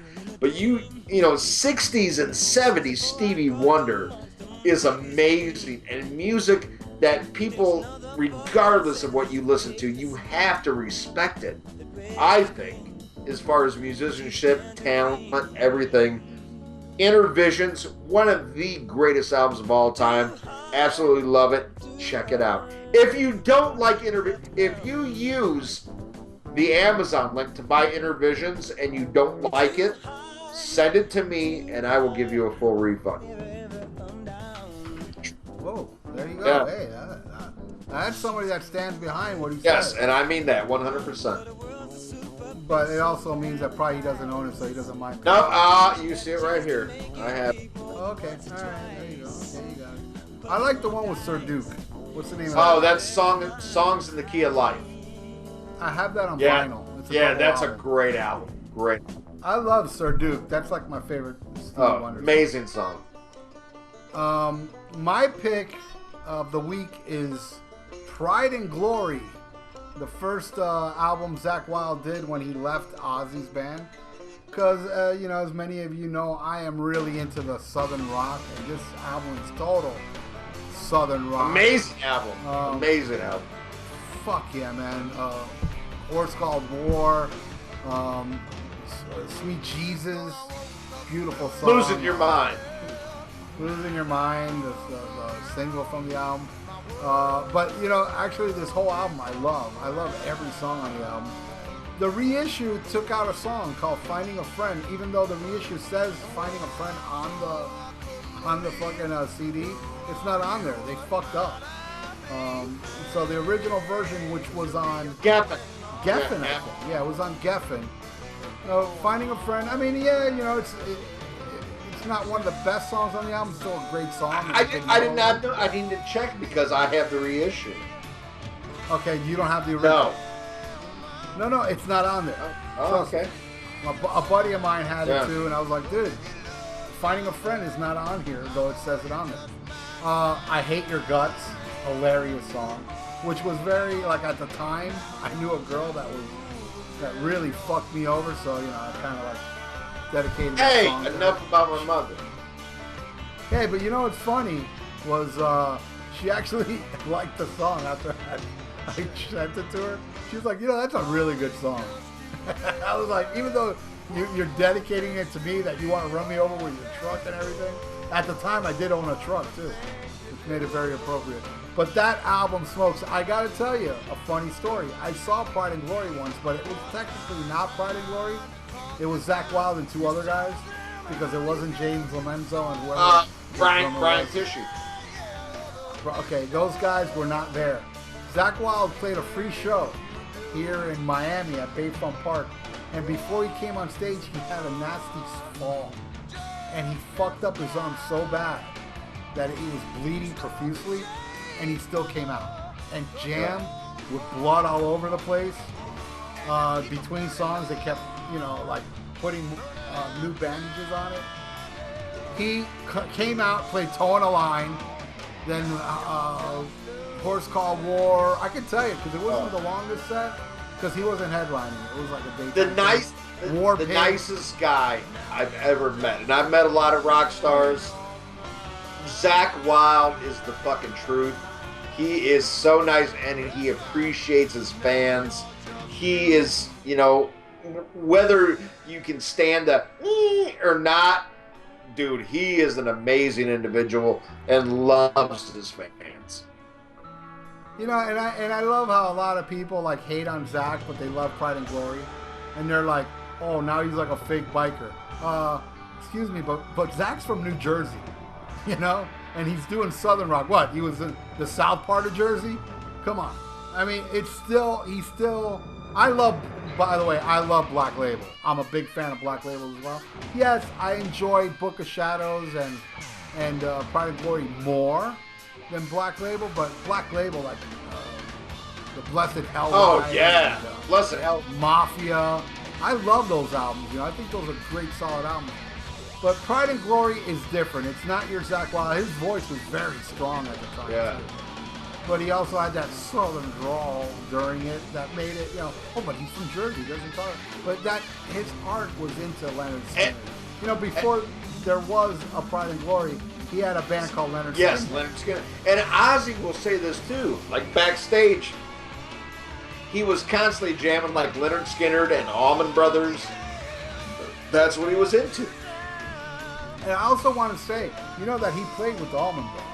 Yeah, yes, I have a bootleg of that.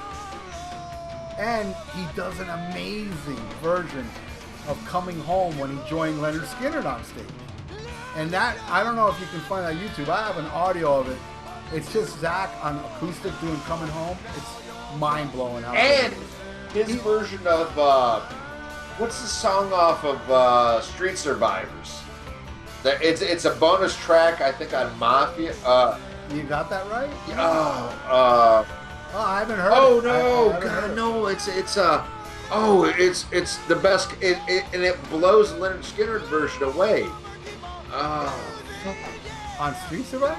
I mean, I don't even know of any Leonard Skinner songs. Dreams I've never seen. That's Allman Brothers. Oh, fuck. And Molly Hatchet. All right, you keep talking about it. I'm gonna go find it. Well, okay. Go look for it. Yeah, that's all I gotta say. I mean, as Ian finds that, all I gotta say is that, you know, I know Zakk gets a lousy rap for being a fake biker, but you know, I don't look into all this shit, man, because my little rant of this show is like, if everybody lived on a fucking desert island and you didn't know what anybody looks like, and you listen to music for the music, I think people would actually like music a little more. I'm sorry, anybody that uses the excuse of Zakk Wylde's a fake biker, fuck him, are idiots. I think if anybody says, man, I heard Black Label Society and they fucking suck and I hate that music, then I can respect it a little more. I'm not a little more, 100% more, because you're actually talking about music, not about what fuckers look like. Like, you know, the whole Kiss thing. I hate Kiss with Tommy Thayer and Eric Singer, but I love Monster. I mean, everybody's got to listen to music and decide if you like music or not. Not the packaging, you fucking posers. That's all I got to say. Anybody that hates Zakk because he's a fake biker, you know, and I love it because most of these guys that say he's a fake biker say, you know, I like Pride and Glory. Yeah, but he's a fake Southern guy. He's from Jersey. I don't care about where he's from, how he's from. All I care about how he delivers the music, because at the end of the day, that's all it's about. So if we could just get rid of fucking packaging and knowing how they are and this and that, people would enjoy music a hell of a lot more. Oh. I hate people. I really hate people. I hate you. You listen to me out there? Anybody out there that hates Zakk just because of the way he looks, he's a fake biker, instead of like listening to the music, because of course he's a fake biker, therefore the music sucks, I'm not going to give it a chance. Fuck you. Oh, I found the song, and I believe it's the bonus track on Mafia. The song, the Leonard Skinner song is I Never Dreamed. Oh, yes. Oh, yes, my yes. God. That's right. Oh, you're right. Oh, you're it right. buries the Leonard Skinner I version. love Skinner's version. No. Skinner's version's beautiful. No. Zakk Wylde's buries it. It's one of those where the cover, like, he took it somewhere they didn't even think of. I never dreamed. Check that shit out on YouTube. Type in Black Label Society, I Never Dreamed, and tell me it doesn't bury the Leonard Skinner version. I'm sorry. All respect to Leonard Skinner, buries it. I love the Skinner version. I can't say it's better. I will say that, you know, and again, to show you I'm not biased, man, you know what's a horrible cover he did? He's done a couple really bad Junior's covers. Eyes. I was disappointed in it. Horrible. So disappointed. And Come Together, the Beatles.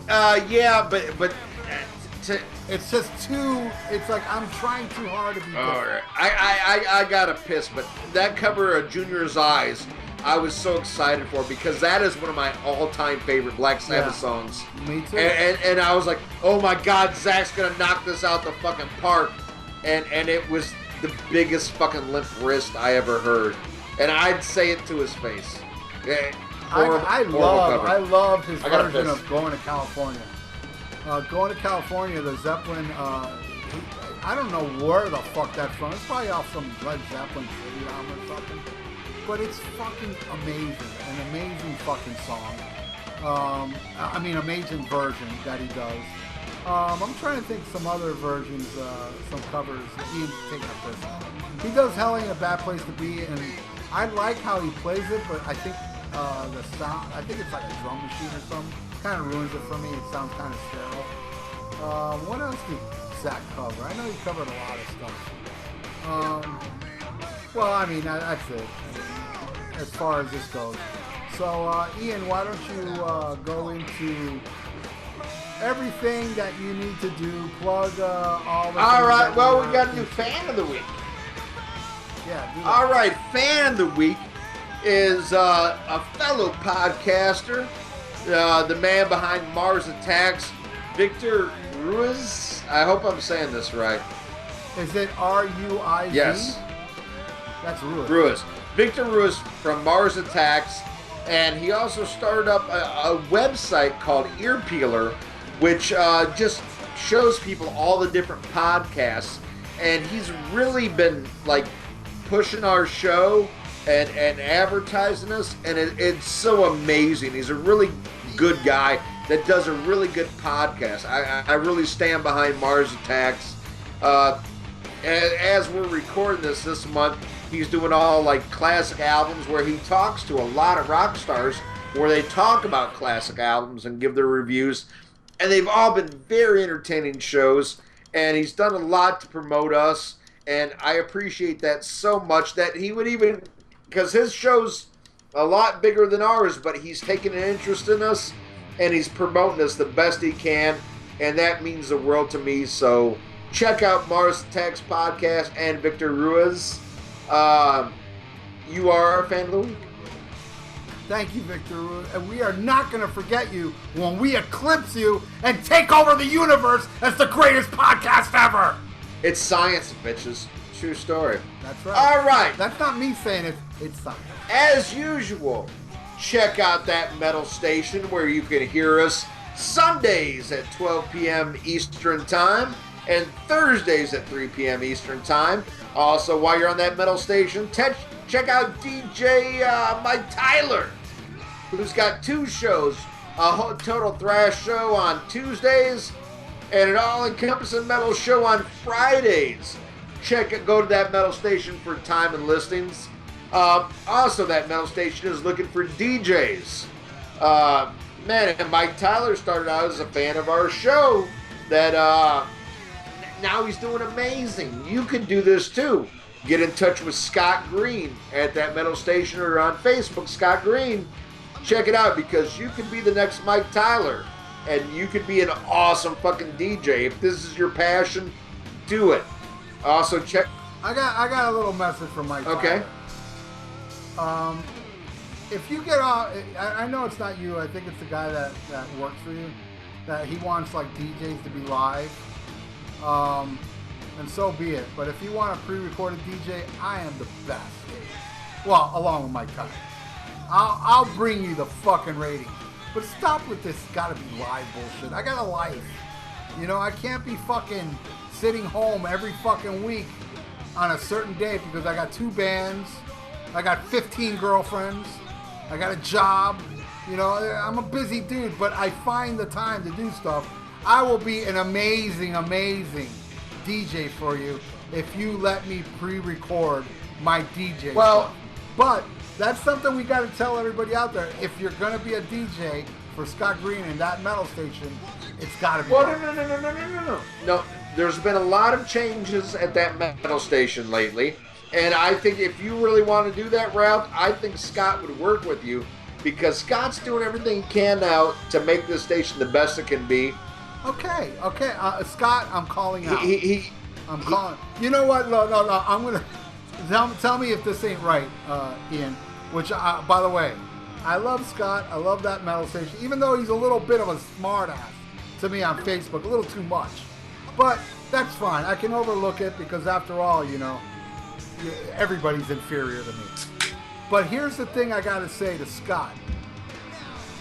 I will do the DJ stuff, and, in a heartbeat, but only if you're hearing me say this now. Because if you didn't sit through our whole episode, fuck you, I ain't doing it. Hey, Scott listens to the show every week. Scott.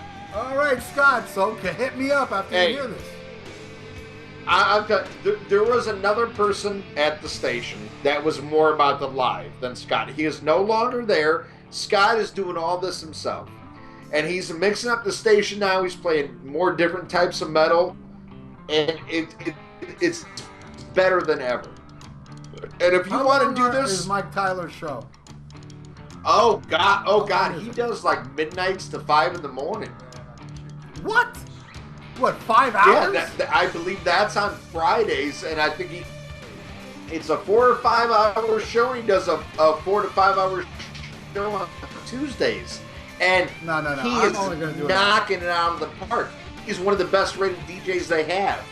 Well, you need to talk to Scott Green, but I think they can work something out, and I think he'd love to have you. Scott Green is an awesome guy that's doing amazing stuff with the station.